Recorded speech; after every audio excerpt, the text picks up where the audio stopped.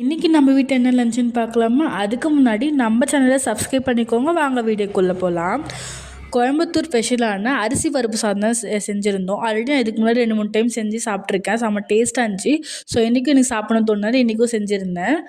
ரொம்ப சிம்பிளாக ரொம்ப கஷ்டப்பட்டு செய்யணும்னு அவசியம் இல்லை. ஒர்க் போகிறவங்க, இந்தமாதிரி டிஃபன் பாக்ஸ்லாம் போட்டு லஞ்ச் பேக் பண்ணுறவங்கலாம் இது ரொம்ப மஸ்ட்டு ட்ரை பண்ணிங்க. ரொம்ப ஈஸியாக சிம்பிளாக இருக்கும். இப்போ வாங்க வீடியோக்குள்ளே போகலாம். நார்மலாக சாப்பாடு செய்யலாம். அந்த ஒரு டம்ளருக்கு அரிசி ஊற வச்சுக்கிட்டேன். அரை டம்ளர் துவரம் பருப்பு ஊற வச்சுக்கிட்டேன். ஹாஃப் அன் ஹவர் முன்னாடியே ஊற வச்சுக்கலாம் இதை. இப்போ வந்து ஒரு குக்கர் எடுத்து வச்சுக்கலாம். கொஞ்சமாக 2 டேபிள் ஸ்பூன் ஆயில் சேர்த்துக்கிட்டேன். 1 டேபிள் ஸ்பூன் நெய் சேர்த்துக்கிட்டேன். கடுகு, உளுத்தம் பருப்பு, கடலை பருப்பு இதெல்லாம் போட்டு நல்லா பொரிஞ்சு வந்ததும் கொஞ்சமாக பெருங்காயத்தூள் சேர்த்துக்கலாம். ஒரு காஞ்ச மிளகா சேர்த்துக்கிட்டேன். கொஞ்சமாக கருவேப்பிலை சேர்த்துக்கிட்டேன். 2-3 பச்சை மிளகா எடுத்துக்கிட்டேன். அது ரெண்டும் கட் பண்ணி எடுத்துக்கலாம். அது நல்லா மிக்ஸ் பண்ணி விடுங்க. நம்ம ஆல்ரெடி கட் பண்ணி வச்சுருக்கோம்ல 2 ஆனியன் நல்லா நீல வாக்கில் கட் பண்ணிக்கலாம். அதையும் நல்லா சேர்த்து மிக்ஸ் பண்ணி விடுங்க. கொஞ்சமாக பூண்டு சேர்த்துக்கோங்க. ஒரு 5 பல் தோல் ஊற்றி சேர்த்துருக்கேன். இந்த வெங்காயம்லாம் போட்டு நல்லா மிக்ஸ் பண்ணி விட்டு கோல்டன் ப்ரௌனிஷ் வர வரைக்கும் நல்லா ஃப்ரை பண்ணி விடுங்க.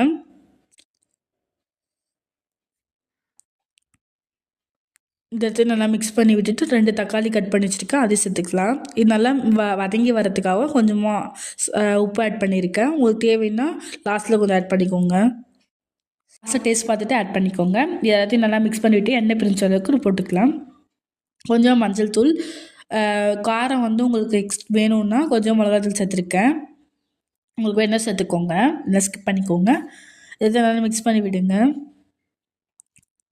அந்த மசாலா ஸ்மெல் போகிற வரைக்கும் நல்லா மிக்ஸ் பண்ணி விட்டுட்டு அந்த எண்ணெய் பிரிஞ்சு வர வரைக்கும் நல்லா மிக்ஸ் பண்ணி விட்டுக்கலாம். இப்போ வந்து நம்ம தண்ணி சேர்த்துக்கலாம். 2 டம்ளருக்கு தண்ணி சேர்த்துக்கிட்டேன். இப்போ கொஞ்சமாக நம்ம கட் பண்ணி வச்சுருக்கோம் அதில் கொத்தமல்லியும் சேர்த்துக்கலாம். இது நல்லா கொதிச்சு வரட்டும். 5 மினிட்ஸ் நல்லா கொதிச்சோடனே நம்ம ஆல்ரெடி வாஷ் பண்ணி வச்சுருக்க அரிசி பருப்பு அதையும் சேர்த்துக்கலாம்.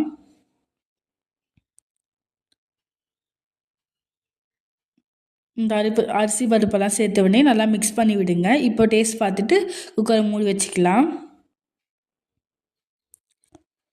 இதுக்கு சைடிஷ் எல்லாம் எதுவும் தேவை கிடையாது. இருந்தாலும் எனக்கு வேணும்னு தான் செஞ்சுக்கிட்டேன். வாழைக்காய் ஃப்ரை பண்ணியிருந்தேன். அதுக்குள்ள 3 விசில் வந்துருச்சு. ஸோ ஓப்பன் பண்ணி பார்த்தேன். நல்லா பூ மாதிரி வெந்து வந்துருந்துச்சு. நல்லா உதிரி உதிரியாக இருந்துச்சு. ஸோ எல்லாத்தையும் நல்லா மிக்ஸ் பண்ணி விட்டுக்கலாம்.